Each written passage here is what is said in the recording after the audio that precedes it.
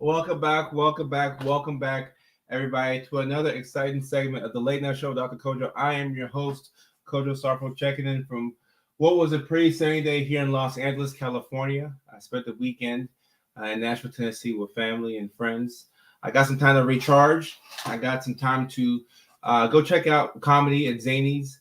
It was great meeting everybody out there. Shout out to, I forgot his name, but my guy from Antioch, Tennessee, who came out and said that he's been supporting the content for 3 years. My mind went blank for whatever reason, but I'm back in town. We had to push yesterday's show to today, but I'm happy that we did because we have a very exciting topic to talk about. Signs that you may have ADHD and autism. I got five signs for y'all, so I'm excited to get to it. And we are streaming live on Facebook, LinkedIn, YouTube, Twitch, X, and TikTok. So this is going to be a very important live stream. I'm looking forward to catching up with everybody. Use the comment section, of course, to let me know a little bit about yourself. If I could talk today, and where you're checking in from. So Melanie, how are you doing? I am good, and I'm happy to see you. What's up, Melanie? We have Jess checking in as well. Okay, I'm not familiar with Melanie and Jess, but welcome to the channel. Welcome to the family. I appreciate your attention, and I'm happy to have you here. Nikita Flores, hey, Dr. Hanson. Nikita, I don't remember you from TikTok. My memory's kind of foggy. But Nikita on TikTok, let me know where you're checking in from. Emily, how are you doing? It's so good to see you, Emily. It is always awesome to see you. Kelly from California. Okay, so we have another California person in the house, the home team. Okay, Annette checking in on TikTok as well. Okay, it's good to see everybody. We'll give everybody some time to come on through to file in. Of course, as you know, I'm wearing my CVS shirt. CVS, you know, we love and appreciate our partners at CVS Pharmacy. Thank you for taking care of not only me, but also my patients throughout the years. It means a lot because without our medications, I'm not sure what we would do. Without my medications, I'm not sure what I would do. I would not be able to come on this live stream on time. And I am late anyway. So I'm late, and that's with medications. So thank you to all the pharmacies around the world, but especially CVS, our partners at CVS. Demetria Derry, nice to see you. I'm happy that you're here today. New Zealand in the house. Wow. So Melanie, you are streaming. You're checking in from tomorrow. It's already the 3rd of July over there. So thank you for your attention. Shannon from Canada. Okay, the Philippines in the house. Okay. Elaine says ADHD has affected my life perspective. Okay, I'm not sure if that's a spam comment or Kimberly from Dallas, Texas. Excited about this topic. I've always suspected I have maybe both. Well, you can have both, and that's what we're here to talk about today.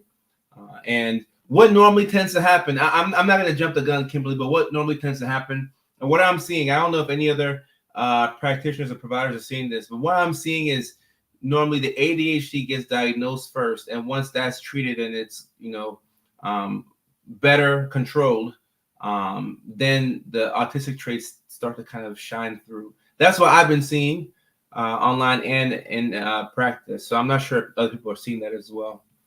Hello, just got out of the hospital yesterday, new CVS too.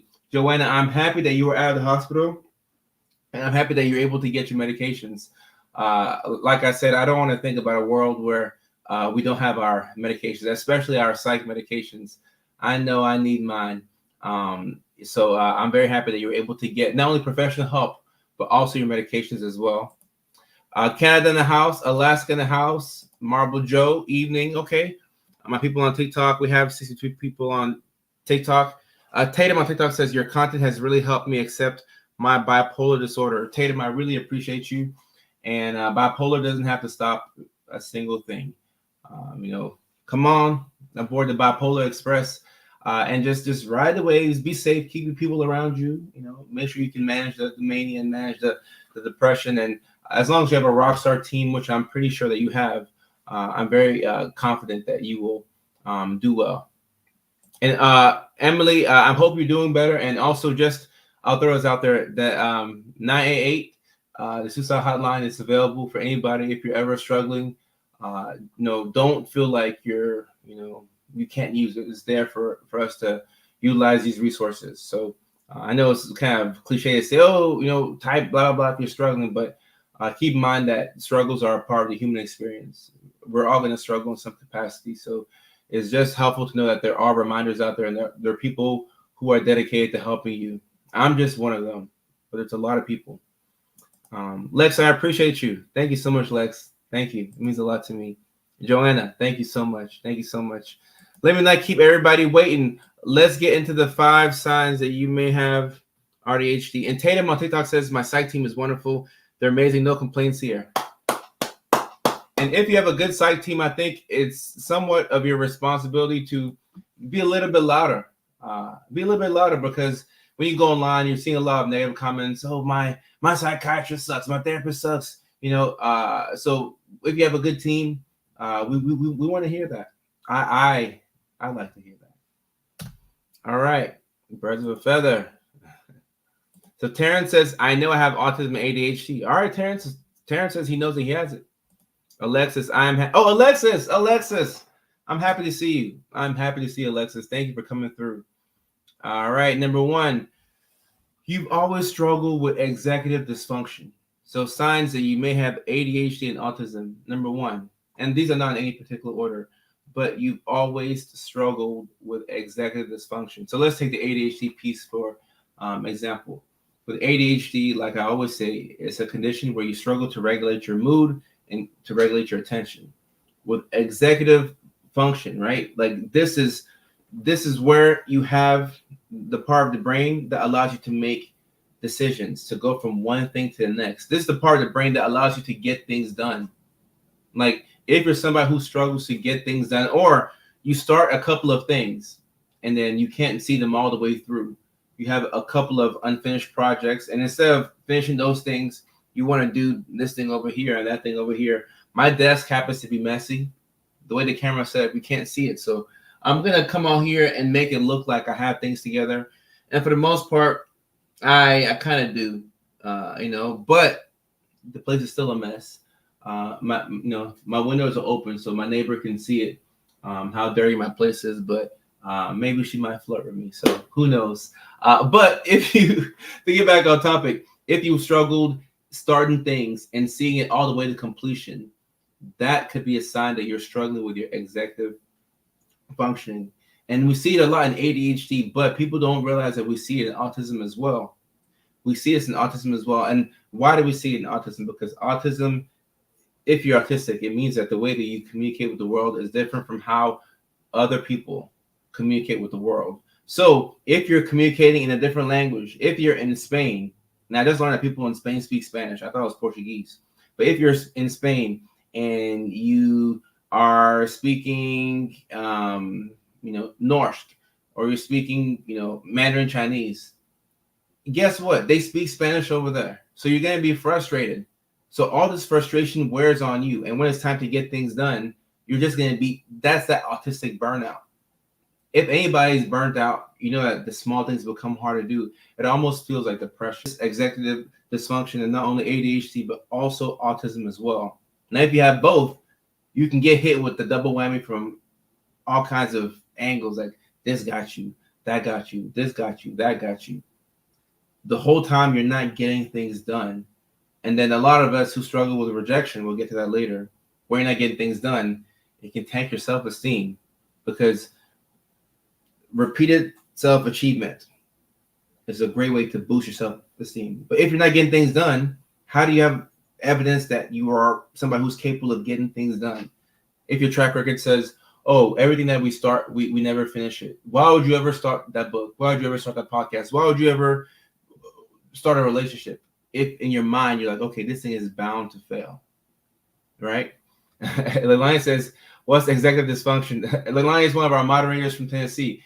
And yeah, if you have ADHD and or autism, sometimes we don't know what this is. And the thing that people don't realize is that if, let's say you're an adult and you're watching this and you have ADHD and autism, without a little bit of help here and there, this doesn't get better. It has not gotten better for me since high school. But I've learned to cope with it better. I have a team that can account for the things that I do. Me losing things all over the place. Lost my guitar in Dallas. I lost my Oura ring in Nashville. I have a team that accounts for these deficiencies, but you don't grow out of ADHD, and you definitely don't grow out of autism. So this is important to know. You could be brilliant if you just apply yourself. Raise your hand if you've heard this type of thing in school. I used to hear this all the time. It would drive me crazy. Every single report. I wish I could find my report cards. Because in second grade, they told me this at Taylor Stratton Elementary School in Nashville, and middle school at JJ Archery in Kennesaw. He has so much potential if he would just apply himself. The whole time, the applying yourself, you can't apply yourself because you have ADHD. I'm trying to apply myself. I can't apply myself to anything because it's hard to do anything. And Leilani, I'm on time, which feels like I'm early. It feels like I'm early. And Michael saying schizoaffective versus typal, however you say that. That's a personality disorder. We can have a live stream on that at another date. Michael, that's a fantastic idea. Let me get some of these comments. It's crazy that emotional dysregulation isn't part of the DSM for ADHD. It's a part of so here's the thing about the DSM. The DSM, I don't think the DSM is caught up to where we are in real time. The DSM, hopefully, the next DSM is a bit more accurate, but there is definitely a component where you struggle to regulate your mood with both autism and ADHD. Linda says, my son has it and it's a real struggle. It is a real struggle. And Mabel says, I would give anything to be able to just do the things. And this is what a lot of people struggle with, just doing the thing. Just like we know what to do. So how helpful is a reminder when I know what I have to do? Is just the doing part is difficult. The doing part is difficult. And I got it. And a lot of us have never really had that executive function. And it was schizoaffective versus schizotypal. So one is schizoaffective disorder, which is a thought disorder with a mood component, and then the other is a personality disorder.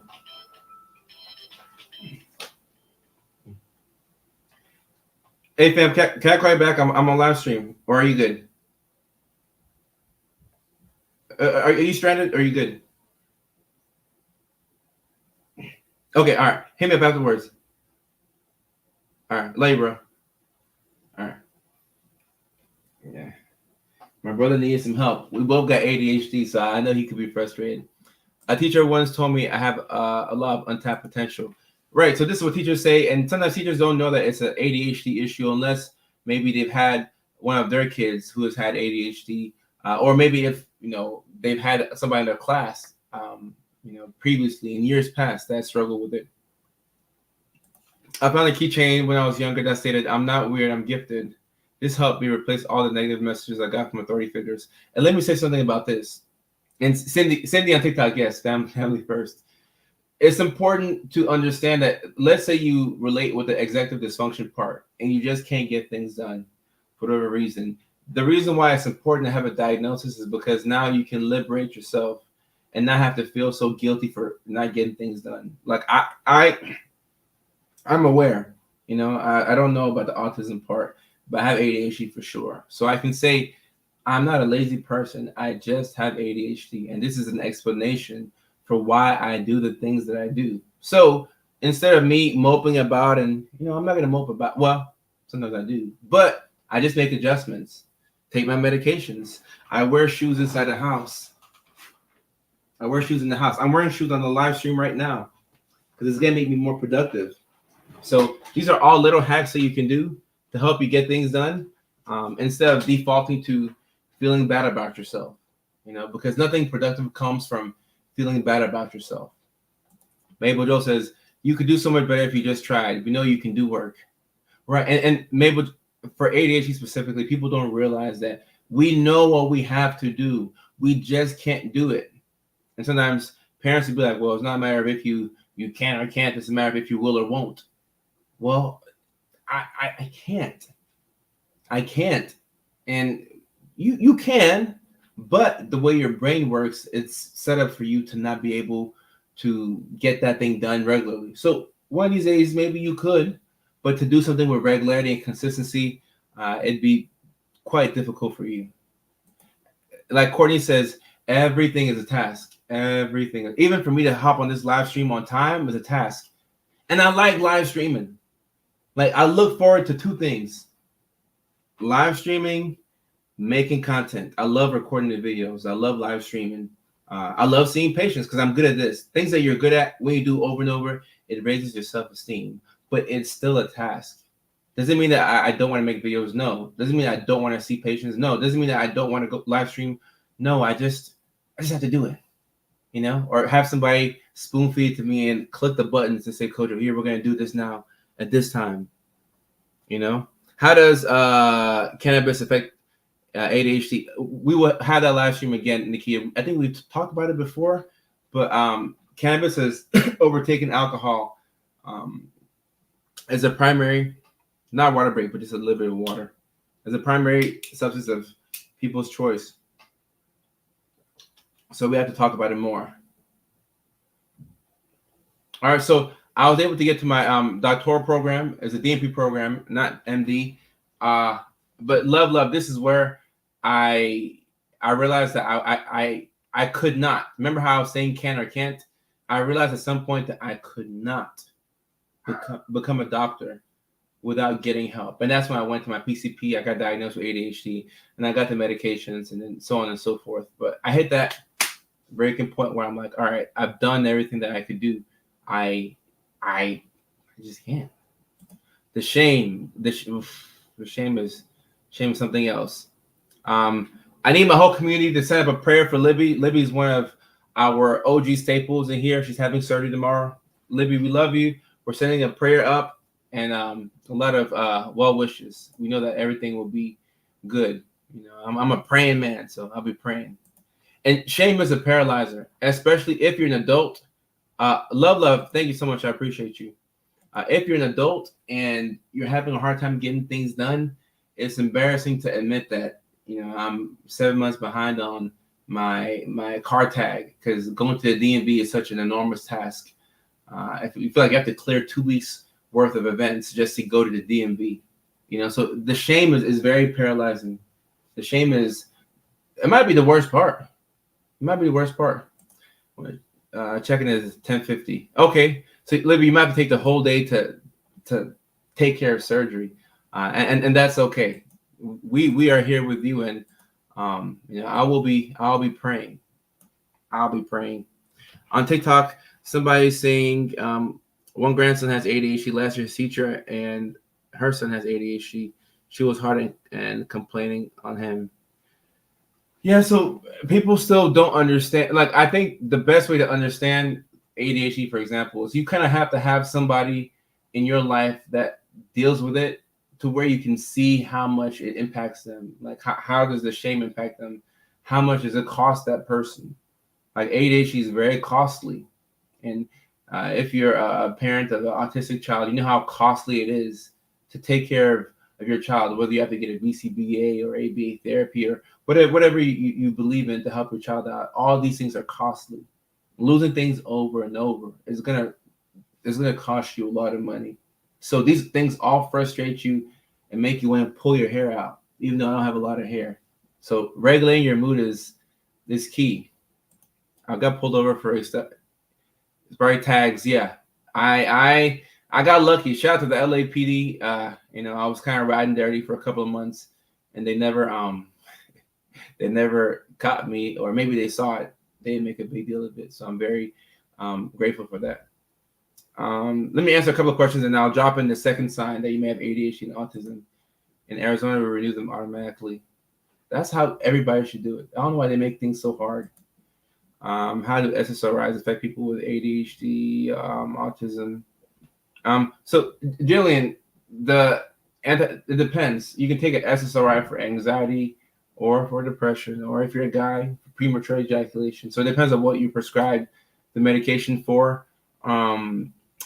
If you, let's say you actually have ADHD and autism and you were misdiagnosed with depression or bipolar depression, then what that medication will do for you is hopefully it'll help you with the depressive feelings, but you're not actually fixing the the the well. You're just fixing the sink. You're not getting to the root of the problem. So that's why the proper diagnosis is very is key. ADHD tax. I once had to pay the library $70 in late fees. Oh my gosh. The library supposed to be free. Quickest, easiest way for adult diagnosis. I think Leilani answered it. I agree. Going to your PCP is the fastest way for most people. Tanya checking in from Tennessee. What's up, Tanya? And Jamise, there's nothing wrong with asking for help, right? Sometimes we're ashamed to ask for help, especially when you're a mom. And in society, let's say somebody finds out that you sent your kids away because you needed some time. What they're gonna say is, "Oh, you're a bad mom or you're a selfish mom." None of those things are true. In fact, they should really mind their business. But people will shame you to feel like you're a bad person for asking for help. But over here, it's okay to ask for help. So just keep that in mind. Keep that in mind. And Clarissa says, "I don't know if I have ADHD or autism, but I remember in high school I used to get in trouble for sleeping in class, but got good grades, and I couldn't show my work, but always had the correct answer." That sounds neurodivergent. Not diagnosing you, but that sounds neurodivergent. And you said SSRIs for PE. Yeah, Libby, this is the number one reason why people stop the antidepressants, especially guys. And it can help with premature ejaculation, but also, it can cause some sexual side effects. And there's an answer to that. That's why you should go back to your doctor. They'll switch you to something else, and then if that doesn't work, a lot of times we'll go to Wellbutrin or something like that, or Abilify. But just don't stop the meds without talking to your provider. So I have to mention that. I just got to mention that. Did Jillian ask a question? Someone says, "Are you single?" I'm chilling. I'm trying to see. Did Jillian have a question, or maybe I answered Jillian's question? Couldn't see it. Well, you can re-ask a question again. I was misdiagnosed as bipolar. The medication made me feel even more strange. So Alexis, yeah, look, that's why our job as clinicians, like, if y'all want to play, doctor at home and diagnose yourself. I mean, I can't stop people from diagnosing themselves. You can, but if you can verify and validate that with a professional, is always better.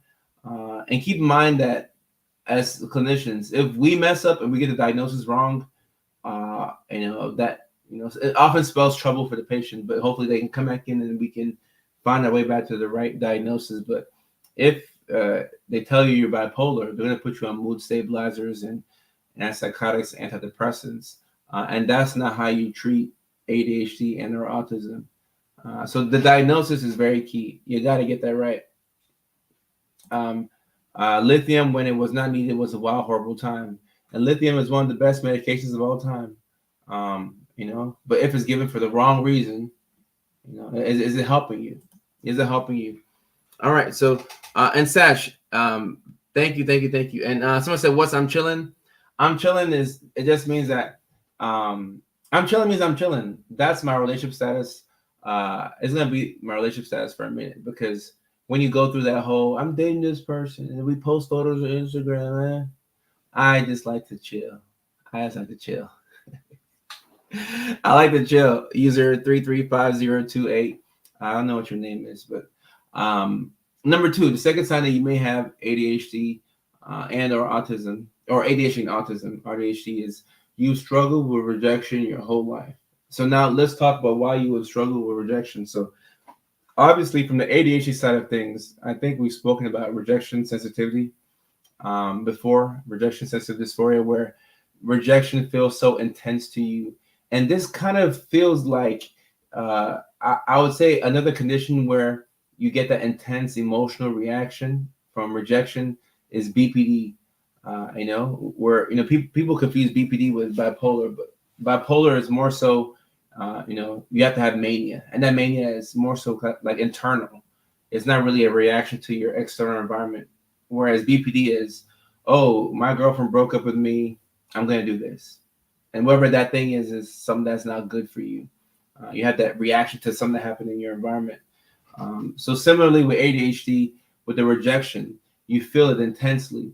And then there's a lot of shame. We spoke about shame earlier. A lot of shame.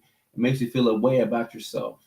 And then whatever comes after that might not be a healthy coping mechanism, right? So if you struggle with rejection your whole life, as far as you can remember, it means that you probably had a hard time fitting in socially. And when you think about autism, right, it's a different way of communicating with the world. You realize at an early age, sometimes it takes you a while, but you realize that the way you are is different from how other people are. So what's going to happen is you study people, you watch them, you mimic accents, you know what to talk about, you learn how to fit in, because before you learn those social skills, you felt like you were an outsider, and that can feel like a rejection to you. So now you learn how to mask and acquire these skills that help you survive. And then, of course, we'll get to unmasking. Unmasking is a whole other thing. But the reason why you masked was to help you survive socially. And nobody wants to feel like an outsider. Nobody likes rejection. I don't think there's anybody on the planet who says, "Oh, I love rejection." But being able to deal with rejection is actually a trait of people who are really successful at a certain thing. So entrepreneurs, or I mean anybody, whether you're the owner of a company, whether you have your own lawn service, whatever, you have to persevere, and you have to be able to look at rejection and say, "This is not doesn't define me. It's just rejection, and I'll take it and keep it moving."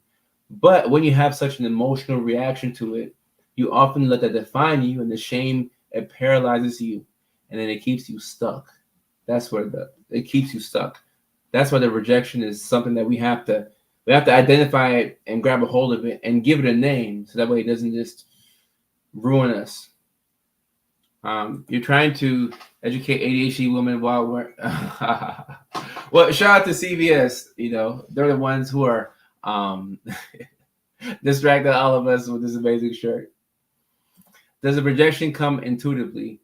Captain, great question. I do believe that it does come intuitively, and there's a steady I forgot this. I wish I could just pull this steady out of thin air, but there's a study that has to do with kids as early as being 3 or 4 years old, understanding that, like, changing their behavior to fit in.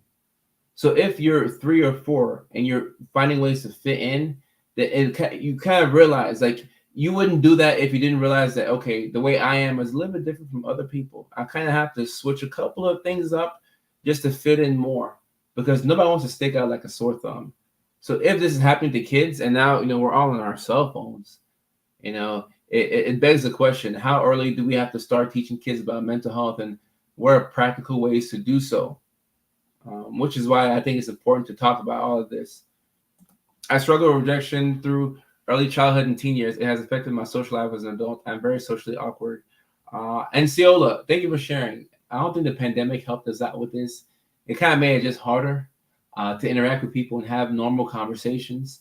And I think people at their core want to talk to people. You want to, you want and seek and crave connection. But if you feel like it's going to come at the expense of your self-esteem, or you're going to be rejected, you're not going to reach out. It's kind of like when you're trying to date somebody, a lot of times in grade school, if you had a crush on somebody, like, you would send like the little note, "Do you like me? Yes or no?" Or you'd ask a friend to go say, "Hey, like, does that person like me?" Because you want to like have a buffer against rejection. We're always doing things to account for the likelihood of rejection. And if the chances of rejection are high, we're not going to shoot our shot. If they're kind of low, we're like, all right, okay, I think I can manage this. So I think it's human nature to not want rejection. Just a couple of us really feel it. I had speech impediment. I couldn't say my R's, and I gave my speech impediment to my best friend. A week. And Cass, with the notification, I'll address this on Discord a little bit later. I got some information from Facebook, and hopefully we can figure it out. We can figure it out. Emily, you have 93 people here on StreamYard and 66 more people on TikTok who are rooting for you. But you're not a bad person if you drink tonight. I'm not telling you to pull out the Moscato, but don't let any mistakes define you. Just keep that in mind. Please go into mimicking accents. In high school, I had a list because my desk mate had braces. It has not ended. I just had to be aware. Wow, Britta, wow. Wow. So what was it about your desk mate having braces that made you want to emulate that? You must have thought that they were kind of cool. But I feel like people who are neurodivergent are actually really good at, you would make for a good impressionist because you can mimic people and you really steady and watch people like nobody else watches people. Like you really steady and you get it down to a science. And sometimes you mask so good that you're even more believable than the person that you copied. If you got an A+ in masking, looks like you passed your masking class. Oh boy. Does the struggle with rejection go hand in hand with self-sabotage? It most definitely does. To add to this, is this possible to then later develop an anxious attachment style? So yes, all these things are correlated. I think that if you struggle with rejection, the likelihood of self-sabotage is quite high, because if you struggle with rejection, wouldn't you rather reject yourself than to let somebody else reject you? Because when we reject ourselves, we cannot control it. It's like, well, I had a chance to love, but nah, I'm good. I had a chance at this great opportunity, but nah, I'm good. That often feels better than getting that rejection from that job or from that person. The bad thing is maybe that thing would have worked. Maybe you would have got that dream job. Maybe you would have got that person. So that's why if you can not be so afraid of rejection, it's another life skill. But it's hard to do. I mean, I'm trying to teach you stuff and learn at the same time. Mirroring is wild sometimes. Yeah, I think it's pretty wild. But no, we do it to survive. She had a list, but now people I know around me also have accents, and I have to be careful. I don't always realize I'm doing it. Well, Britta, you hang around me long enough, you might start talking like me. I would love to see your cultural impression. But like these are things that are ingrained in you. If this is how you went through your formative years, like that doesn't leave you easily. My children speak with a slight Aussie accent, even though I think that's pretty cool. Because when you're in America, you kind of speak like the kids at school speak, so it'd be pretty tough to keep that Aussie accent. The masking to the point of talking like the people around me, and it's not intentional at all. My British coworkers were stunned when I developed a British accent. This might be my favorite Leilani comment of all time. You developed a British accent after working one-on-one with them for over a month. I wish this was a skit. I would love to see this. We're at the water break time. I forgot. Can somebody drop the magic word in, and then we'll we'll get to the water break. And Jamise, this is interesting because I wouldn't think that you'd have to mask around your kids. But you never know. You never know. Big cheers, y'all. This is time for us to get some water in, or whatever is your beverage of choice. But for me, I like to choose water and keep something, healthy in my system. So, big cheers, y'all.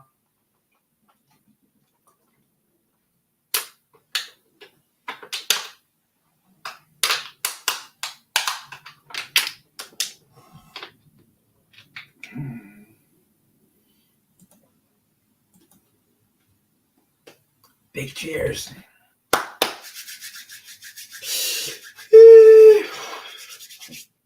A water break always gets you refreshed. Ashley, I appreciate that. I hope the videos have helped out. I wasn't diagnosed as ADHD till a year ago at 36. Family members have autism and ADHD. As a teen, I was diagnosed bipolar and PTSD. All right, Melissa, I'll stop right there. Because look, when you go for an assessment and they ask for family history, and you tell them that you have people in your family who are autistic and have ADHD, then theoretically your clinician should be thinking, maybe this girl could have ADHD and or autism as well. But the bipolar misdiagnoses are high, but also sometimes people get diagnosed with bipolar too late when they actually have it. So hope I'm not confusing you. I definitely struggle with day-to-day work, trying to conform socially to expectations, emotions, and showing empathy to my older children or adults. I know I have trauma to work through, but I'm beginning to wonder how much is related to that and ADHD versus something else. Well, Melissa, a big part of it could be related to the ADHD. Um, and when you start to put things together, then things start to make sense. And then you can stop being so hard on yourself and say, oh, I'm not lazy. It's just this. And then one by one, you start to put one foot in front of the other and life gets better, but happens incrementally. It doesn't just happen all at once. I live with sensitivity to environment, noise, clothing, and crowds. And Hunter, this is so huge right here. Did I put this down as one of the signs? Okay, all right. So Hunter, I'll talk about this. This is my fourth sign. Let me get to number 3 first, but I will get to the sensory overload. There's no way I made a list without the sensory overload. You better believe it. You better believe it. And for my people on TikTok, let me see what TikTokers are saying. What about being an overachiever? So Amy on TikTok, I am answering questions on TikTok as well. I got distracted, but I am answering questions on TikTok as well. Yeah, but being an overachiever could be linked to some type of neurodivergence, especially that quest for perfection. We see that a lot with anxiety, but as you know, with ADHD and autism, sometimes they come with an appetizer of anxiety, like a sprinkle of anxiety, and anxiety makes you want to be perfect with everything. And as we know, we cannot be perfect with anything. It's hard to be perfect with one thing, let alone everything. All right. So the third sign that you may have ADHD and autism. What's I think somebody is, let me see. There's like a spam. Okay. All right. I took care of that. There we go. You have repetitive behaviors. All right. Sometimes you have a hard time. And I feel like for boys who get diagnosed with ADHD in grade school, this is one of the things that gives it away. Like the kid who's like rocking and tapping and pacing and like he can't sit still. And then the teachers will say, oh, he can't sit still in class. He can't sit still in class. And then they think ADHD. It's certainly if the kid's a class clown or something, like that. But the tapping, the rocking, and autism, a lot of times the stimming and all of these things right here, rocking, pacing, foot tapping, they could all be considered to be stems. Of course, depending on how you do it, but rocking and pacing and foot tapping. And the stems, the interesting thing about the stems is that it's, especially in my work with autistic kids, it's so specific to the individual that it's like you have to take it as it's like a one by one type of thing. Like, I've seen kids who have vocal stems and they have like the inflection in their voice is like very unique to them. And I remember, working with the autistic kids in Dallas, and I could hear like a certain sound and I would know exactly which child it was. I'm like, oh, like that is specific to this person. Like this vocal stem sounds like nobody else. I think that's kind of cool. I think because like that's like your unique thing. Sometimes I'll hear a stem in the form of a jingle. It gets a little bit funny sometimes. I think that's cool. Like that's that person's unique thing. I think it's cool. Nail biting. Who else did the pencil twirl around your finger in class? Rebecca, that's a good one. I have to self-soothe with rocking, especially if overstimulated or anxious. Right, and Rico, thank you for mentioning that. The stems are a way of soothing yourself. And keep in mind that people who are not neurodivergent, like that unrest, like the desire to have this, the need to stem isn't there. is not there. Like they can self-soothe without having to like rock or like, stim in any form. And sometimes people, you can stim if you're not neurodivergent, but when you're neurodivergent and you stim, almost all the time is a way to self-soothe. So that's key. Pacing is his main thing. And Crystal, thank you for saying this. So think about how many kids, and TikTok, I'll read your questions in a second, but think about how many kids got in trouble in school because like they just had to like move around. They just had to move around. And then every now and then you'd have a teacher who was like in the future who would say, "Oh, Ricky, just go walk the hallways," or like I feel like I had a couple of teachers who were really good with this in grade school. Who they take some of these kids are labeled as bad kids, and they'll let them run up and down the hallway or like pace. And guess what? When that kid came back to the class, that kid was able to focus. Maybe not for the whole class, but they're able to be a bit more subdued and kind of like not upstage the teacher in class and just kind of like go along with the programming. So every now and then we have a teacher who gets this. It's a great thing. At the same time, I don't know what teachers receive in their education. So if a teacher doesn't understand this, I don't really hold it against them.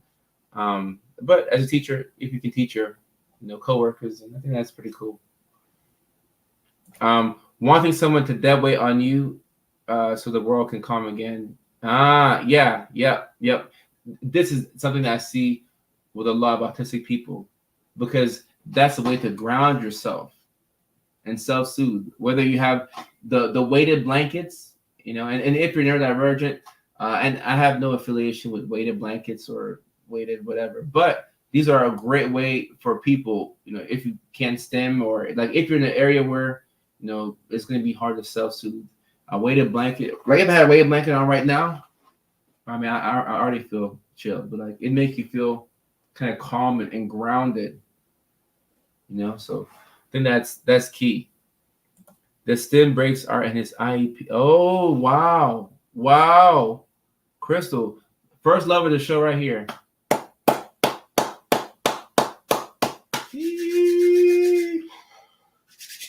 This can be the difference between a kid going to ISS or a kid who gets to, go home with, good grades. Because a lot of times, like, I don't know how things were in y'all's school, but with the in-school suspension, it was like anything that seems to be disruptive to class, you go to the principal's office, right?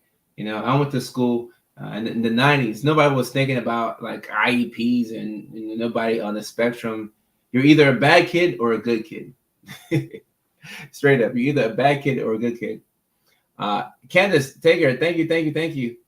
Teachers call my parents saying I was sliding down the hallway and sitting on the desks.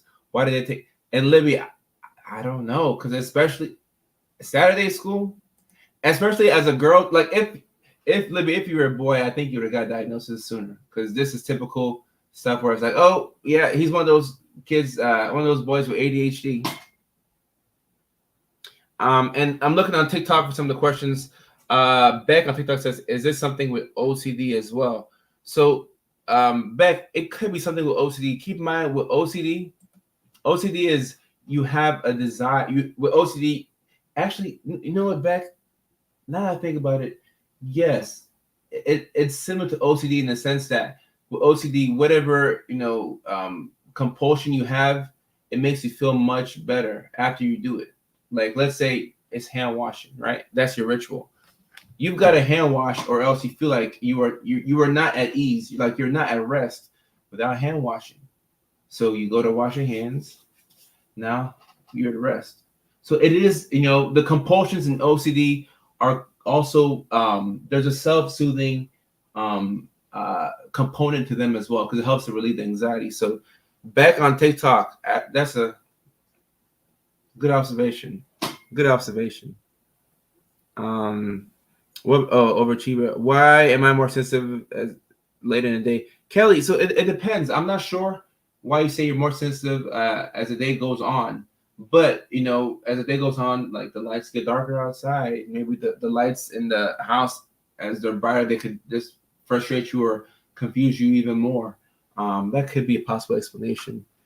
And Beck says, I was diagnosed with OCD, but beforehand I thought it was ADHD. And sometimes people have both, Beck. But that's a very good observation. Very good observation. And Bubba says, my son wears a compression vest under his t-shirts. His behavior is decreased. Bubba S29 on TikTok. Love the show right there.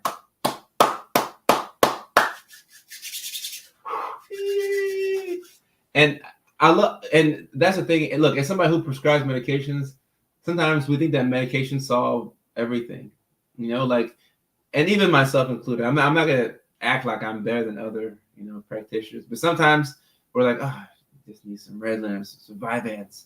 But is these small things like, well, not small things, but is these key things like a compression vest, a weighted blanket, a stim brake that can decrease behaviors, and you don't have to take more medications? I'm a big believer in the least amount of medications that you need for a the desired therapeutic effect is what you should be taking. We don't have to load up these kids on so many meds, but I'm a big believer in meds. So I don't want to contradict myself. I believe that OCD is a way to try. Wilbur, I can see that. There's a lot of overlap there. And as I was talking now, I'm like, there's something here. I've been rejected most of my life. To my last partner, sadly, she passed away. Sean, very sorry to hear this. I'm so sorry to hear about this. And dating has changed. We're going to have, I mean, even for this live stream, I didn't want to conflate like dating with ADHD and autism with this live stream. I wanted to point out the signs. But when I can't stress this enough, Sean, once again, sorry for your loss. I'm so sorry that she's gone, and the dating landscape has changed. Anybody who says that it hasn't, could be gaslighting you, probably unintentionally. But dating has changed. However your parents used to date, things are different now. It is very different now, and we're talking about mental health and therapy more, but there are people out there right now who are having huge breakdowns in communication because somebody is undiagnosed, has some type of undiagnosed neurodivergence, and the other person can't figure out what's going on. And neither person is really wrong, and neither person is right, but you don't understand each other. So how can you have a successful relationship when you can't understand the person, at least at somewhat of a base level? Britta, we will have this live stream. Like, hey, moderators, let's do it this week. Not 4th of July, so may I have to squeeze it in tomorrow, actually. Moderator, remind me to ask my assistant to see if we can squeeze this live stream in tomorrow, because I want to do it while it's on my mind. Right, and look, Raquel, a lot of us who are neurodivergent, when we say dating is horrible, everybody says dating is horrible. I live in LA. People say, dating in LA is impossible. LA is the worst. I just came back from Nashville. I'm sure people out there were like, dating in Nashville, it's a communication thing. And I had a situation recently where I was quick story to let me get back on track. Leilani, a live stream about dating with ADHD and autism.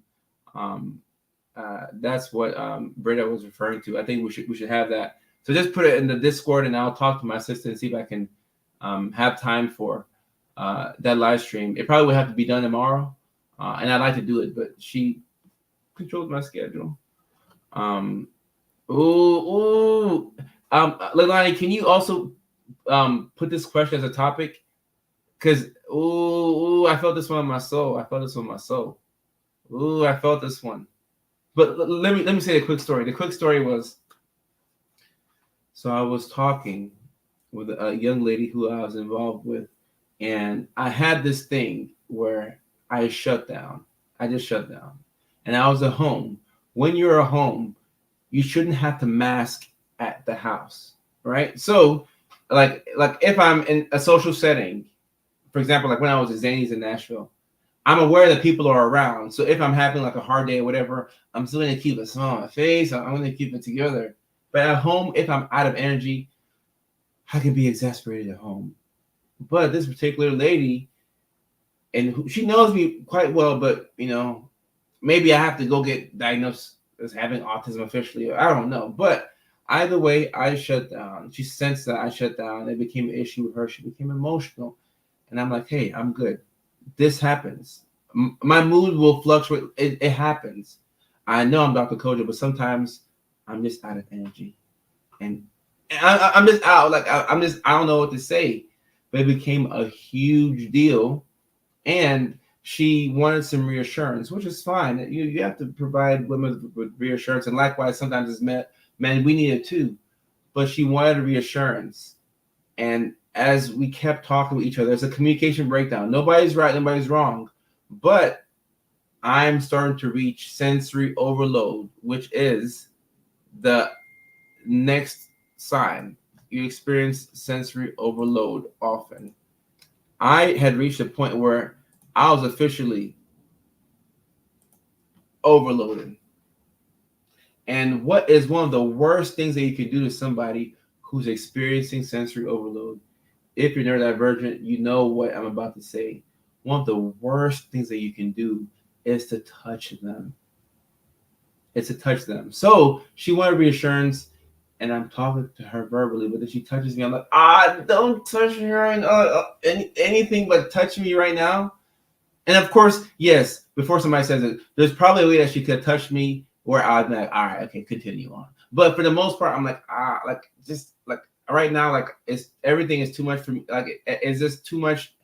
I just need a moment. Sometimes you just need a moment, And plus, I don't want to blow up, and I don't blow up like that. But I just needed a moment to breathe. But touching somebody when they're experiencing sensory overload is like, I can feel your cold, clammy hands, and like, it's the absolute worst. Keep talking to them, trying to hug it out. But it can be very difficult. And yeah, sometimes we do need to be touched. We do need to be touched, but when it's unprovoked, it's like it feels almost like a violation. Libby, take care. We wish you the best of surgery tomorrow. I'll be praying for you. But it almost feels like a violation of boundaries. And it's not that you didn't want to be touched forever, but it's like I just maybe needed a second. Like I just need a second to just catch my breath. I'm gonna come back. I'll come back. I just need a second to just catch my breath, and please just don't touch me for and not understanding. Of course, I have ADHD. I'll talk about it. Boom, boom. And with ADHD, you can have sensory overload. But for the person out there who doesn't have a name to put on that type of behavior, it could seem like you're rejecting your partner, and your partner can have an argument where they're like, you know what, like what's going on? Like I need some reassurance, and you're like, I'm not trying to F with you, but I let me go to the other room where it's dark, and let me call you on the phone or something. But like, this don't touch me right now. This don't touch me right now. And I think it's something to talk about, because when you can put a name on it, then you can understand, nobody is a bad person. We're just having a breakdown in communication at this point in time. There's the no touching is tough for kids who, and kids really struggle with this. Kids, and also when parents don't know, parents will get upset at kids and say, hey, you better go hug your uncle. He came all the way from Wisconsin. Go hug your uncle. Give him a big hug. And the whole time that your uncle is walking up to you, you're like, oh my gosh, I'm gonna die. I'm gonna die. I'm gonna die. You're not gonna die, but it really feels that awful, So especially for kids who cannot voice or their concerns or articulate how they feel, this is where it comes at, like, being a parent, stepping in and allowing your kid to have that space.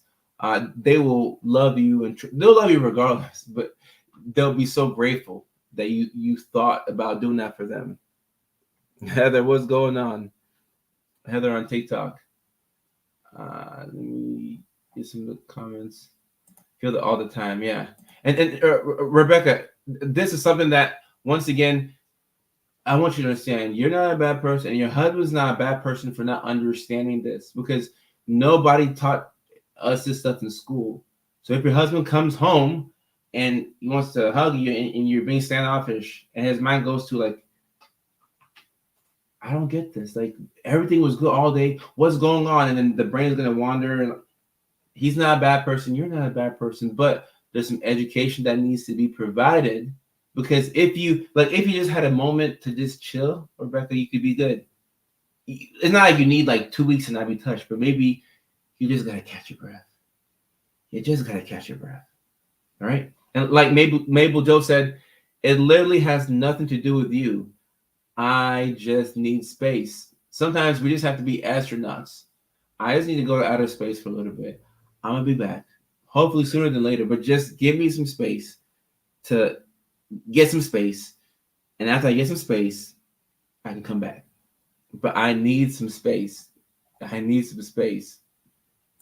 My husband has gotten so much better with my sensory overload in the last couple of years, and has gotten so much better because he asks and we communicate our needs. And like, this could be something that you not that you have to turn every day to entrepreneurship, but I would say that a lot of couples struggle with this, and kudos to your husband for making progress, because it doesn't come naturally to us.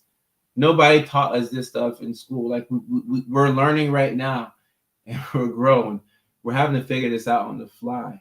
But when you can feel heard and seen and respected like this, both guys and girls alike, it improves a relationship so much. And then you can get back to touching each other, go on and have them make you 50, But sometimes when you need space, you really need space. She always wants to touch me by taking me by surprise, and gets hurt when I get started badly every time. Right. And it doesn't mean that they're a bad person. You just needed space, and they just needed to understand it a little bit more. A little bit more. It's an education thing. Space is amazing. I tell my husband that I'm going to read as code. Okay. I like this. Crystal. Love the show. I like this. Hey, you can tell your husband, hey, Tom, make them names. I gotta go read. I'm about to go read Dr. Koto's book. I just need some space. It's when you know the problem, number one, and you know how to articulate it, you're in a position to where you can advocate for yourself. But when you don't know, like when you don't have a diagnosis and you don't have the words to come up with what you're trying to say, you're going to be frustrated. And if you're autistic, you're already, at a disadvantage communication wise. So how in the world do you communicate what you have to communicate to the people who need to hear it? This is a real issue, and I'm trying to solve it. And I'm trying to figure it out. And Sexy Sense Candle, you're good. TikTok, no worries. And Debbie Blaze, what's up? And Lita White says, yeah. Also, in minority communities, we don't consider autism as often as we should, and kids get labeled as being bad kids. And of course, there's an overdiagnosis of schizophrenia with minorities, especially African Americans. So, a couple of issues that are going on there. I was at a restaurant and it was loud. I was masking for a group of friends and it was hot and overstimulated. My son touched me and I instantly pushed him off gently and slipped away. And people looked at me like I was horrible. I felt bad. So, Eli Frank, love the show. Thank you for sharing. I want to give you that. Thank you for sharing. And this is a perfect example about what I'm talking about. Because let's say, like right now, we're talking about ADHD and autism. So we're all kind of thinking about masking and, so on and so forth. Let's say we're not having this discussion, right? And let's say all of us were just watching a movie. And in this movie, there's a scene where Eli is at the restaurant with his, son or her son, and I don't want to assume the gender, and they're out with a group of friends. Son gets to rubbing on the arm and instantly pushed him off. You'd be like, hey, that parent's a jerk. That's a bad parent. Who would push your kid off? Because you don't understand the situation.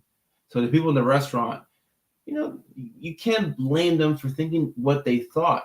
But You're not a bad person. You were just overstimulated. So I think even being able to explain to your son, hey, because this stuff runs in families. So saying, hey, I'm so sorry that happened. That was a knee-jerk reaction. Nothing against you. I just was overstimulated. So the first thing that comes towards me, I just have to kind of push it off. But I'm so sorry, and I love you. That could solve a lot of problems. So I mean, thank you for even admitting this, because it's it's like it's easy for somebody to assume that you're a bad person or a bad parent. So thank you for admitting this. Um, we thought our youngest, we taught our youngest body boundaries young, because he always wanted to snuggle and jump on you and hug you. It could get overwhelming. So one day I said, Mommy says body boundaries. It means I don't like what you're doing, or it's a little too much for Mommy. Mommy needs a break. I also talked to him about how Mommy's feeling and that Mommy needs space and doesn't want to be climbed on or hugged at that time or loud noises. Right. And the best thing about it is that that individual is going to be able to use it for themselves in the future when they just need a moment. Because sometimes we just need a moment. And there's nothing wrong with that. I wish I knew all this 20 years ago. And Ciela, same here. That's the beautiful thing about the unmasking process. You get to learn yourself in real time. And then, it's interesting to see, like, oh, who really am I? I'm 35, 45, 55. Who really am I? Who really am I? And let me see. Oh, okay. All right. Now, the fifth sign, let me see. Look at TikTok real quick. Sexy Sense Canada, I appreciate you. Star Muse, what's up? What's up? What's up? Carolyn, ADHD rage and coping strategies. So, one of the best things that you can do for ADHD rage and coping strategies, I'm getting that question from TikTok, is to get sleep. And that's what this next thing is about, insomnia and sleep. Also, another thing that can be very helpful is medications. I know that, sometimes we don't want to talk about medications, but the medications that are used for ADHD help with regulating your attention and regulating your mood. Sometimes your mood is thrown off, and then when you introduce the proper medication for ADHD, all of a sudden things happen. It almost works like a mood stabilizer. I'm not saying it's a mood stabilizer, but you're not as bothered by things. You have a greater ability of being more stoic to the external things that are happening every day that pisses off, that come to try and make our mood even worse. I agree with Alexa's sleep. That ever so elusive sleep. It's so important. And that's the fifth sign that you may have ADHD and autism. You've always slept later than most people around you. But right before I talk about that, let's talk about this. How to get back skills we lost due to skill regression after autistic burnout as an adult. So, Faye, I think one of the best things you can do for this, before I get to the last tip, is to be kind to yourself. To really be kind to yourself, because if you're coming out of autistic burnout and you're having to learn how to socialize with people again, and you're 37 years old, it's going to be embarrassing, and the shame is going to feel like a ton of bricks just like slamming upon you. So it's going to be hard for you to start learning these skills again, because you're like, oh, I should know this. Like, why am I an adult and I struggle? Like I suck. You start talking to yourself with that negative self-talk, and that's really hard to shake off. So being kind to yourself and giving yourself a safe space to where you can start to work on these skills. Like, imagine having a group of friends who understood you. You can tell them, hey, I ain't gonna lie to you, but like, I've been burnt out, and I'm coming back out. I'm leaving my house more, and in fact, I've been a little bit off socially, so I'm kind of working my social skills, and I'm gaining my confidence once again. It'd be so cool to work on that in a safe space, in a safe container, while not judging yourself. That's going to help you get there faster. Not that it's a race, but if you want to get everything back in 1 day, 1 week, 1 month, you're going to be going so fast. And if you can't progress as fast as you'd like to, I think you're going to be hard on yourself. And when you're hard on yourself, we're not making much progress. So learn to be kind to yourself is a superpower. I had to do that. I went to Nashville, had a great time. I lost my Oura ring. I'm out of $400. And the Oura ring was helping me regulate my sleep. Now I'm like, oh, I gotta buy another Oura ring. But instead of like letting it get underneath my skin, I'm like, all right, Kojo, let's worry about that later. It's not a necessity. I can go get an Oura ring later, and I don't want to go impulse buy. Let's do our budget, and we'll go get an Oura ring. I probably will get one this week anyway, but right now I'm focused on the present. The past is the past. Let me be kind to myself. And I got my Apple Watch too that can track my sleep. So you look to improvise instead of being stuck on the past and beating yourself up for things that I can't go back to that same Delta Boeing flight and see if I drop my Oura ring. No, it is what it is. It's all good. It's all good. And also, autistic burnout can be a topic we can talk about if Leilani or the moderators are still in the chat. I absolutely love to sleep, even though I feel like I can't get enough of it because I dream so much. I even sleepwalk and talk. Oh boy. So you've always slept later than most people around you. So I think I posted a video about this, about the delayed sleep phase syndrome, where a lot of neurodivergent individuals, your natural bedtime tends to be later than most people. Like sometimes 2 to 3 hours later than most people. So you often find it hard to sleep before midnight.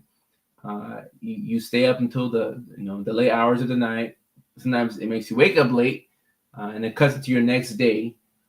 And a good deal, the overwhelming majority of the patients that I've had with ADHD and/or autism all have some type of sleep issue, disorder, insomnia, and this makes it difficult to regulate your mood. You're not getting enough sleep. It makes it harder to think and focus. You're not sleeping at night.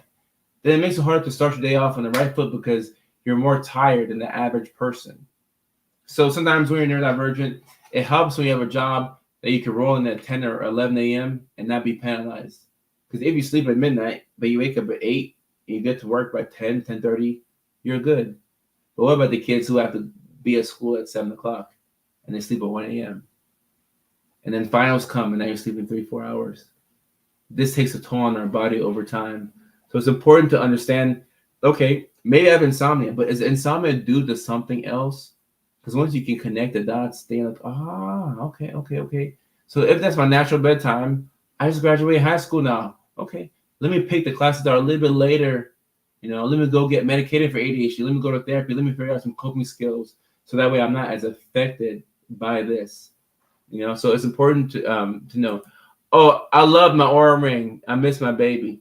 She's gone. I miss my baby. Miss Cheryl, how are you doing? I sleep at 12, wake up at 3, go back to sleep at 4 or 5, have to be up at 6:30. Ooh, sounds very neurodivergent. What time does everybody sleep and wake up at? Also TikTok as well. Let me know. Okay, I'll get to that text later. It's 4:43 a.m. I'm still awake. Ooh. Somatic therapy. Okay, yeah, it's a way to regulate your nervous system. So real quick, the autistic burnout or burnout in general versus depression. Burnout is more so kind of from your external environment, and between burnout and depression, the cause of burnout is more easily identifiable as opposed to depression. The short answer. 3 p.m. wake up at 7, go back to bed at 8, up at 11. Sleep from 12 a.m. to 2 a.m. Up at 4 a.m. to 6 a.m. Ooh. Took 9 a.m. class. Those are not fun. Go sleep by 3, wake up by 7. Ooh, it's not enough sleep. 10-ish, 6:30. Okay, Britta, that's the best one I've seen so far. 1 a.m., 7 a.m. Wake up. I think this is like my normal kind of range, what my body likes, what Melanie's saying here. I have to force myself to try and get to bed around 11. I will literally wake up confused because I feel like I'm dreaming what actually happened. That's happened to me before. That's not fun. Sleep issues have caused my ADHD anxiety, or have made my ADHD anxiety and depression worse. I often stay up late and sleep through multiple alarms. Amy, I do as well. TikTok. Let me see. Morgan on TikTok says, takes her forever to get out of bed.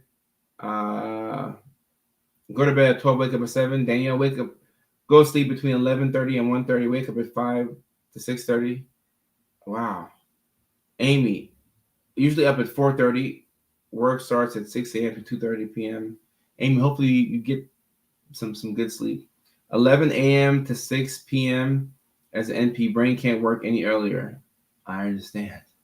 And I'm happy that you're able to be flexible because your patients will get the best out of you with you working those hours as opposed to that 8 to 5 or something that's more traditional. And Amy on TikTok suggested an alarm clock for me because it's so hard for me to sleep. Amy, I did get the alarm clock. I haven't set it up yet, but I got it right here. The Sonic Boom alarm clock. See if we can put this thing into focus for you. Sonic Alert. I think it's for like elderly people or people who are like, hard of hearing, which is me when I wake up in the morning. So this is an alarm clock that I think it attaches to your bed and it shakes your bed to wake you up. So tonight will be my first night trying it. Hopefully it can like shake the bed and really get me up because waking up is it's a struggle as you can imagine. But Amy, I listened to you and I got it. So we will set this baby up tonight. We'll set it up tonight. And let me see what TikTok is saying. So Amy, thank you once again. I appreciate that. It's also used for the deaf community. Wow. I can imagine. I watched the live stream too. Oh, the live stream of me waking up in the morning. Hey, it'd be a disaster. It'd be funny. It'd be funnier than all of my skits. Me trying to snooze this alarm that's shaking my bed. Mickey Ficky. Interestingly, as a child, I truly enjoy silence, sleeping on a subject, cultural thing. So Savannah, you can relate. If anyone shook me awake. So Alexis, I think this often too, but I try my best not to swing. My mom whooped me with a belt for the exact same reason. Right, and Jamise, I don't know where you're from originally. Maybe you're not from a different country, but me coming from West Africa originally, yeah, you would get the belt if you couldn't wake up in time. You would literally. I used to wake up and go to the bathroom, and then like I would run the water to make it seem like I'm taking a shower, and then I would just like be in the toilet, and then whenever like my aunt would like barge through the door, and be like, hold up, this guy didn't take the shower for an hour. Then she'll bust through the bathroom door, and then like I'll be there like this, and the moment she comes in, I'll be like, "In Jesus' name we pray, Amen." Like I pretend like I'm praying. I remember that was rough as a kid. They make alarm clocks that do shake the bed. Looking at one because my girl is deaf. Okay. So I hope this really shakes the bed. Gives me that. Really gets me going. This has been recommended, but I already feel defeated in that process. Was it hard to get the diagnosis of ADHD or autism? For me, I went straight to my PCP, so it was not difficult for me to get diagnosed with ADHD. It was difficult to get the diagnosis as a child, where my parents didn't have insurance, money issues, just so on and so forth. But going to your PCP is probably the most linear path to to getting diagnosis. Oh, narcolepsy. So if that's what you're asking, I haven't been diagnosed with narcolepsy, and I'm out of focus. Thank you, Leilani. Good luck. Am I in focus? I'm in focus. All right, there we go. Thank you. Good luck. Yeah, with the narcolepsy, your PCP could assist with that. So, thank you, Leilani. Thank you. I shook out the focus, trying to show y'all the alarm clock. You still have belt marks on your arm. Well, Jimmy is very, very sorry to hear that. Very sorry to hear that. It's a cultural immigrant parent type of thing. I know that doesn't really fly in America, but you know what I know. The old worn leather. Ooh. Ooh, I have hypermobility to ADHD, autism, more cases now. I've seen some correlation there. I'm not sure how strong, but I've seen some correlation there. Oh, that was your reply to the commenter. Got it. Let me see what TikTok is saying. Not diagnosed until 47. Tested for 5 hours straight. I'm assuming for autism. And Amy got her diagnosis after her daughter was diagnosed. Okay, I've heard that. The hardest part is getting the appointment for the psychological eval. Amy, I agree. I think that's that because look, it takes some level of executive functioning to book the appointment. That's pretty hard. That's pretty hard. DR for president. Thank you so much. I appreciate the compliment about the book. Thank you so much. ADHD linked to Alexis. This is funny. Oh boy. Not at the moment, Ciola, but when I do, I will let you all know if I do it. If my practice manager comes back and she gets things rolling. I got sent to my PC by a psychologist and did a consult of sleep study. My friend's sister said he was thrown in the ocean to stop his sickness as a kid. Wow. I don't know what culture this is, or I've never heard of this. And being African, I've heard of some over the top styles of punishment. I'm looking on TikTok. Someone says, "Do you ever treat ADHD with cluster B diagnoses?" Yeah, I see that all the time. Can you have ADHD and be bipolar? Yes, you can. Yes, you can. But if you have those two, you would definitely have a manic episode. There'd be mania somewhere, or a hypomanic episode, because you have to have some form of mania to be bipolar. There's no bipolar without any type of mania. Oh, we're at 1 minute and 1:16. We can do another water break, actually. Do another water break, and I'll answer some questions for a little bit. My time looking like. Let me see. Boom. Okay, cool. I had a neuropsych and it confirmed severe ADHD, but then even autism diagnosis. I'm sure I have. And Jenna, I will say this: a lot of times when people get that diagnosis of ADHD, I think I mentioned earlier in the stream, sometimes once the ADHD is treated and is a bit more manageable, then we do see those autistic traits if you do have it. Almond milk, cheers. And it had been a minute. Big cheers, big cheers. Big cheers, y'all. Get some water and or some almond milk if that's what you're sipping on tonight.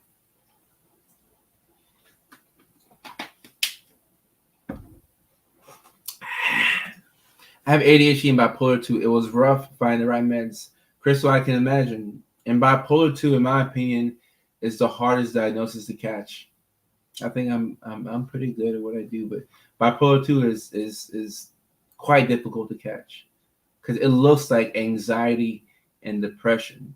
It looks almost just like anxiety and depression, and a little bit of hypomania sprinkled in there. And if you don't catch that, then you really do miss a diagnosis. Big cheers, big cheers.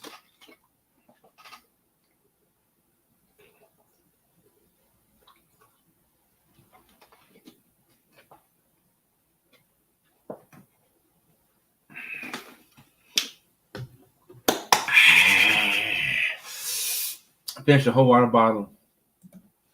Man, the way we can only laugh about the traumas we went through as kids being neurodivergent. I know. All you can do is laugh.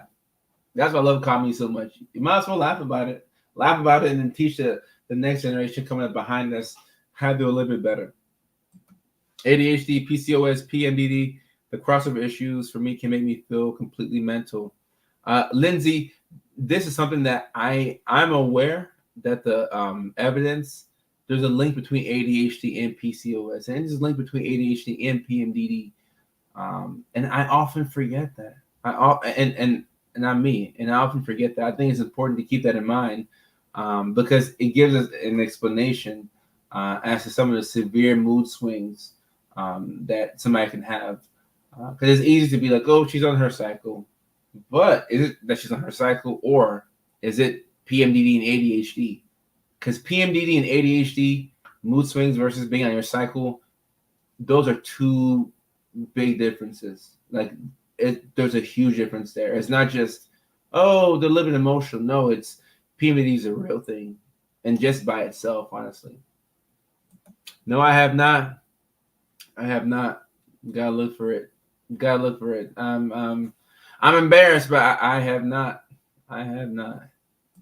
My daughter is more symptomatic, and my family recommends spanking, but I don't because I don't agree.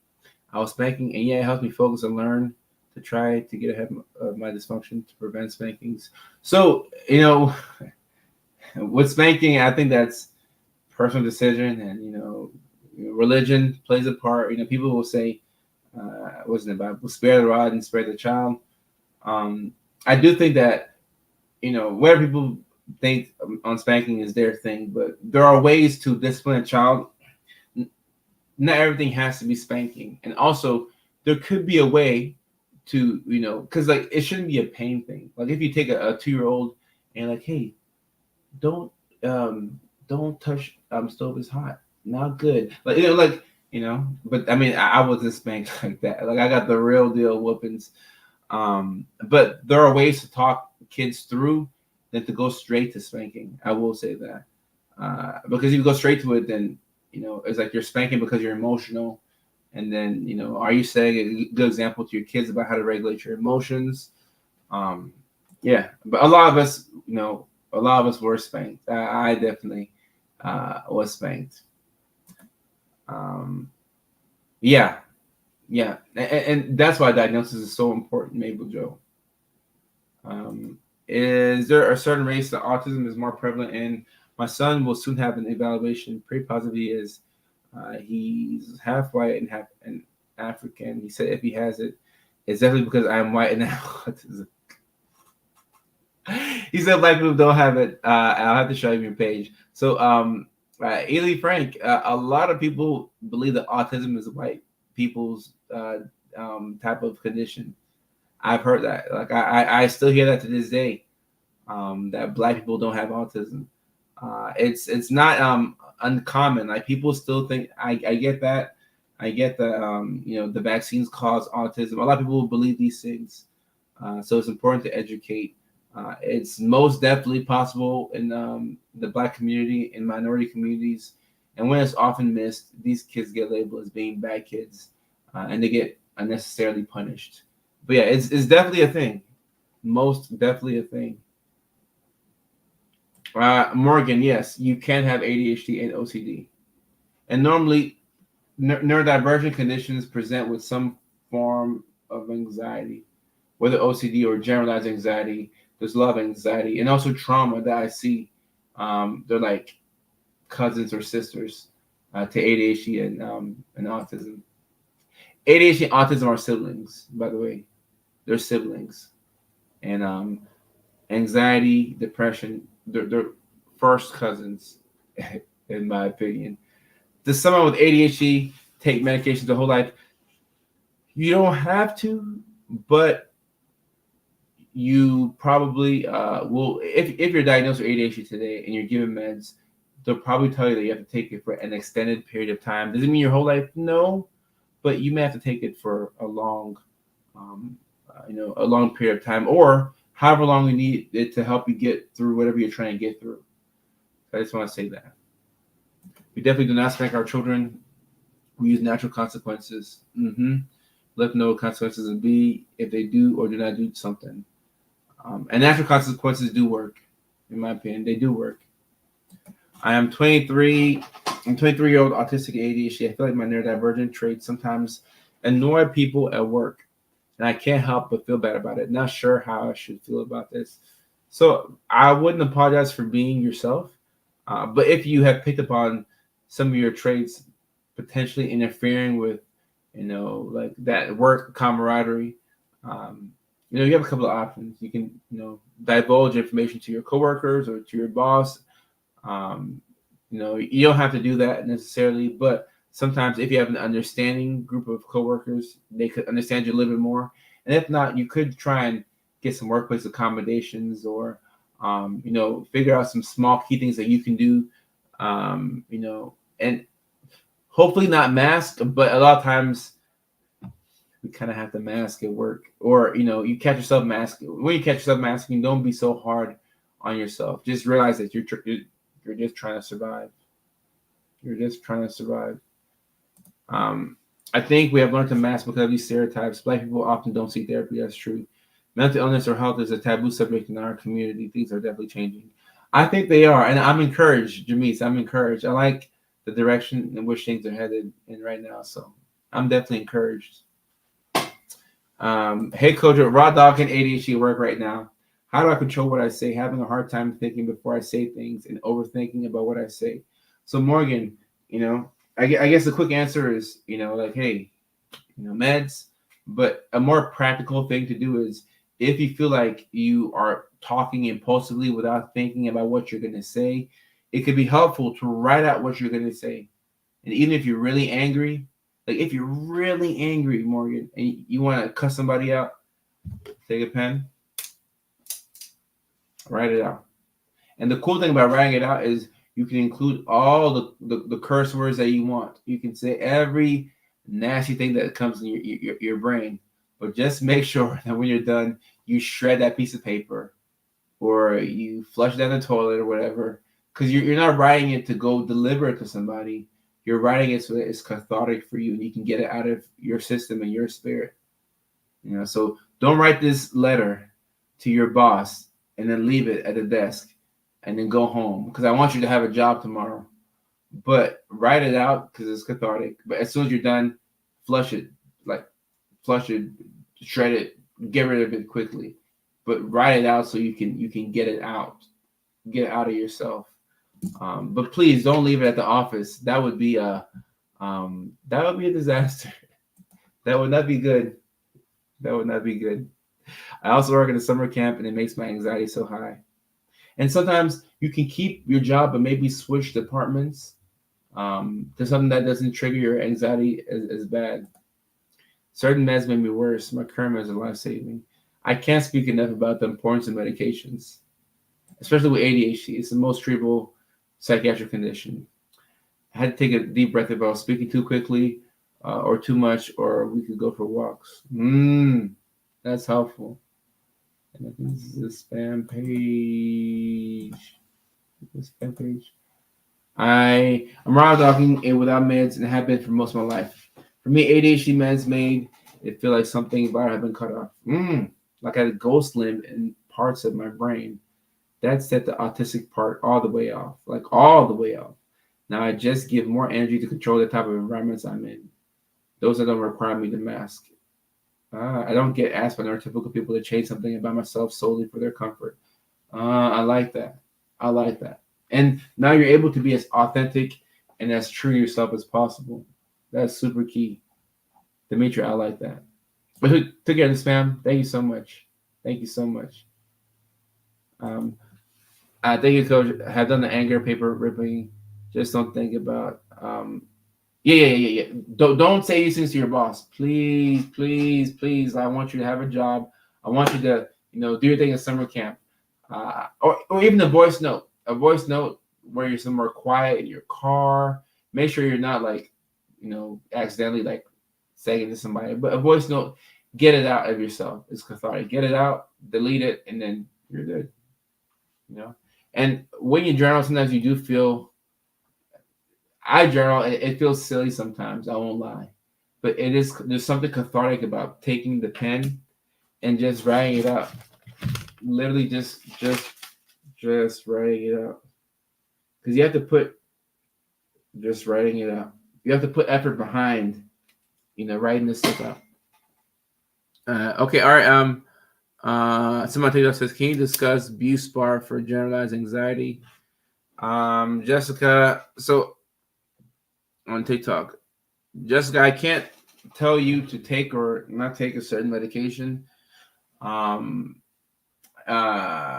do I say it? In my experience, for what my patients have told me, Buspar, it hasn't been one of the most effective for my patients, but I have had some patients who benefited from it. So go back to your doctor and talk to them and see if you can get some adjustments. And if it's not the right medication for you, there are a lot of other agents out there that could help you out with your anxiety. So I rant mostly in my head. So for everybody, this is helpful, but there's something different about putting the pen to the paper and writing out the rant. There's something healing about it. And yeah, Angel, this is what I've kind of heard. Most of my patients, didn't really like it. So I don't think I've prescribed Buspar in like 5 years or something like that. But not for people to stop taking it if you're taking it. This is what I've heard from my patients. If you're new here, keep in mind that I cannot tell you what to do with your medications. Always check in with your licensed provider for any recommendations or any adjustments, and they are the final authority. They're the only authority on telling you what to take, what not to take, and how many, the dosage, so on and so forth. Okay. And it's good to, like, when you take a medication, write down how it makes you feel, and then go back and let your doctor know. And if it works for you, great. Buspar works. If it doesn't work for you, okay, all right, let's go back to the drawing board. Propranolol worked wonders for my anxiety. Yeah, we do use propranolol. Someone on TikTok said that for anxiety off-label a lot of times. I think I have autism. I got an evaluation when I was a child. They found nothing. I don't know what to do. So Bobago one, you could go get reassessed, and that reassessment could help out. It could confirm things for you. Propranolol. Yeah, I've heard good things about propranolol from my patients. So, these beta blockers. Morgan. I struggle with this. Oof. Man. Let's talk about it. 8 tips for getting started. Having a hard time doing everything like transitioning. So what I do now is, obviously I have my assistant who, bugs the hell out of me with getting me to like get to the next thing. And I've even ran over on the live stream, but like she hasn't mentioned anything. So I'm good for now. But it's very difficult to when you have ADHD, it takes you longer to transition from one task to the next. That's evidence-based information. That's true. So you could use timers, or you can make things easier for you. So if I have to, for example, my guitar, where's my guitar? Right there. My guitar is right here. Let's say I have to, what I do is I group my things and I make it easy for me. So let's say I have to, let's say I have to write jokes. Let's say I'm writing jokes and I'm journaling and I'm playing guitar and I'm going live. My live camera is right here. My guitar is right there. I have right here, I got 2 acoustic guitars right here. I guess my camera zoomed in or whatever, but I got 2 acoustic guitars right here. So if I need to play guitar, I'm already set up for the guitar. The electric guitar is behind me. The guitar's out of tune. But if I wanted to play guitar and then journal and then go live, I could do all 3 because I'm set up to do all 3 right here.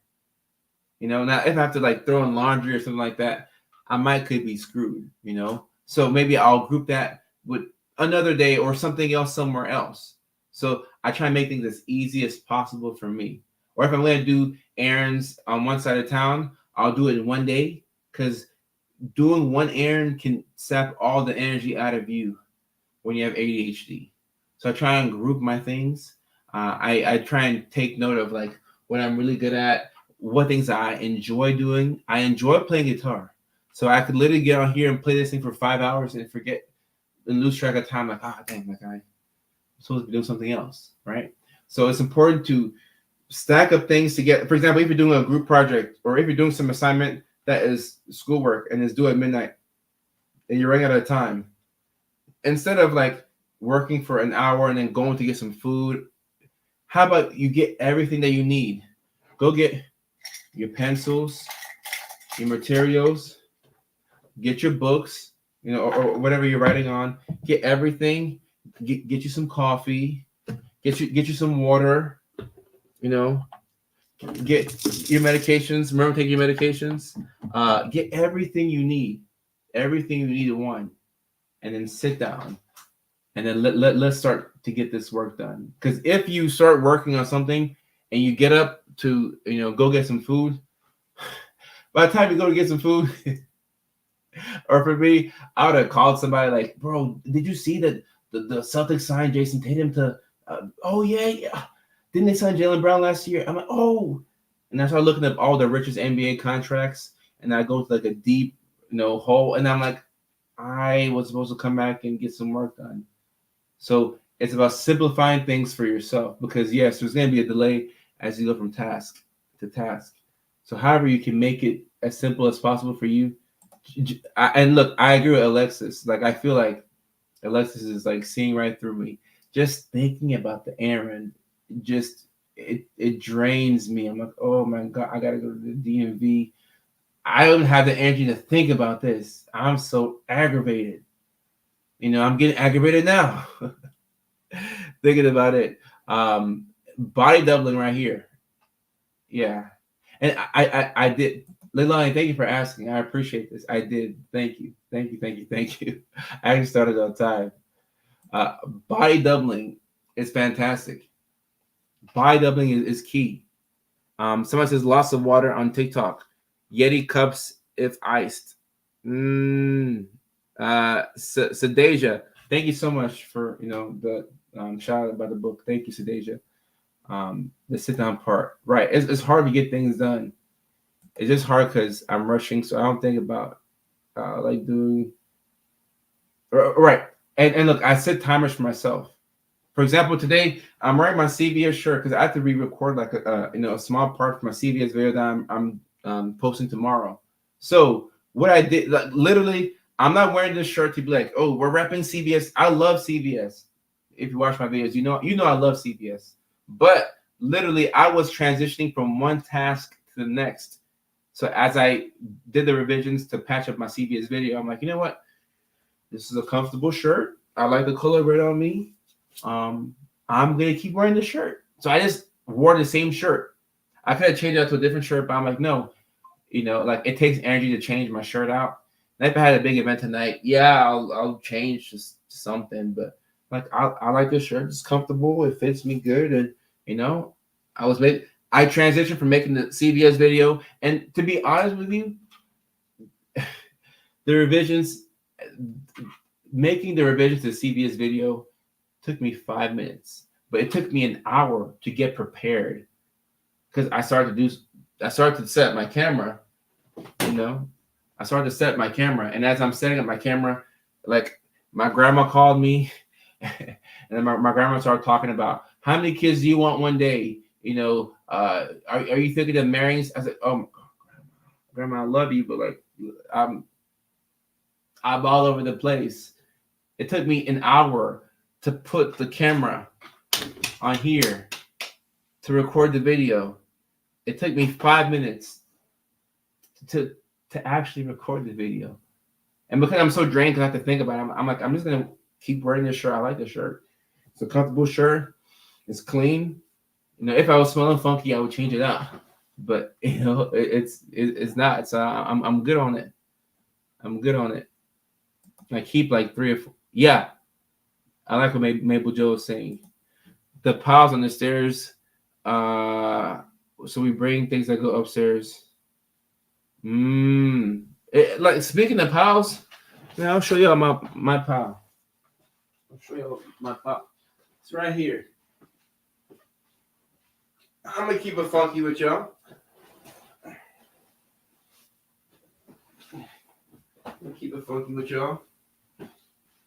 I got a pile of clothes like this. This is my pile of clothes. I got a pile of clothes, and this is like 30% of the clothes in my bed. They were on the chair, but I'm about to be on a live stream, so I gotta be presentable for y'all. So this is a pile of clothes right here. This stuff needs to be folded and or dry cleaned. We'll put it on the bed, and we will worry about it later. But I'm in the room live streaming, and I can fold the clothes afterwards. Will I do that? No, but I could, right? So I could. Yeah, it's like I think about it, but don't change because I worry about things that aren't. Yeah, right. And the last thing that I want to say about this is we have to have a priority list. Like this is so important, and I gotta bounce after this, but you have to have a priority list. So every day when you make a to-do list, make a list of things that you have to get done. You have to get done. Then organize only moves. Ooh. I like that. And there's a Discord. Leilani, can you put a Discord link in there? Laundry items. I'll clean for 8 hours and get nothing. Yeah, that's me. That's why I have to hire a cleaner. But my cleaner is out of town, so now I'm back to sweeping my place. And I'm gonna this week I will clean my room. I will clean my room, and I will clean my room. I'll clean my room. I made the executive decision to move the clean clothes to the couch. Yeah, Alexis, I do this all the time. And so I'm not familiar with the priority matrix, but having a priority task or tasks is so. This did change my life because I used to want to get everything done in one day, and that's not possible. That is not possible. Today, I had a couple of priority meetings. I mean, not meetings, but a few priorities. The first one was don't miss your flight from Nashville to LA. That's the biggest priority because if you don't get to LA on time, you'll miss your meeting at 11:30. So I got to LA on time. I got my meeting at 11:30. I redid the CBS video, and I got on live. 4 priorities. And most days I don't have 4. I took yesterday off. 4 priorities. Tomorrow I'll probably have like 1. Keep the priorities. Don't let it get past 3. Ideally, there's a couple of priorities, and then you rank the priorities off of what out of all these items, which ones, if I don't do these, will hurt me and sting me the most? What am I going to pay the highest price for not doing? And based off of that, those are your priorities. You go off of that, and then everything else after that. But you can't get everything done in a day. Here's the Discord, by the way. You can't get everything done in a day. And when I learned that, I mean, I knew that. But when I really learned that, it changed my life.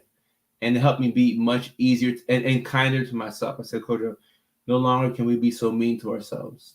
We cannot be this mean to ourselves. And we can't also burn ourselves out. I'm just one man. I'm just doing the best that I can. Urgent, important. Urgent, not important. Not non-urgent, important. Not urgent, not important. Okay, it's kind of confusing for me, but it does get the job done. Obviously, the urgent, important would be the most priority. So I see what you mean. There's certain things that are very priority, and certain things that are not as priority. And knowing how to arrange those things. For example, making my flight was the urgent, important, because if I miss a flight, I'm kind of screwed for the rest of the day. So this is helpful. Amy, I appreciate you. And it's good knowing that you're not alone. You're not alone. You're just alone where you're at. But there's people all over the world who are, experiencing these same things. So when you can put a name on it, then you don't feel as wild or as crazy. If I use the C word. In practice, is a visual with a square. I like that. If my daughter hears me negative talk, she says, you get 2 punches. This is cute. She's like, you get 2 punches. And Amy, yes. And Amy, on TikTok, people are saying, yes, Amy, you're not alone. So it's important to bring some normalcy to what we're experiencing, because a lot of us are experiencing this. And if enough of us are experiencing it, then you can actually, It begs the question, then is this actually normal? If it's such a common experience, is it normal? And the answer to that, I don't know, but it's a pretty common experience. The crash after too much executive functioning. Yeah. Yes. Sometimes your body will crash after having to be in operation. We gotta get this done mode all the time. It's not healthy for us. Our brains are not hardwired for that much chronic stress. So all right, this is a good live stream. I was on longer than I thought, but I guess I got carried away. All right, let me see. I may have to. Okay, I may have to go. So let me see. Okay. All right, so I gotta get some stuff done. I may be able to go live on TikTok tonight. If not, I will go live tomorrow on TikTok after we do this live stream. Whenever I can slide in that live stream tomorrow. So, all right, Leilani, I appreciate you. Thank you so much for coming through and helping to moderate. And Alexis, thank you as well. You're becoming a regular. It's always good to see you. My folks on TikTok, Amy, Paula, everybody. It's always great to see y'all. Until next live stream, check the Discord for updates on the next live stream, by the way. So, till next live stream, take care. Love y'all.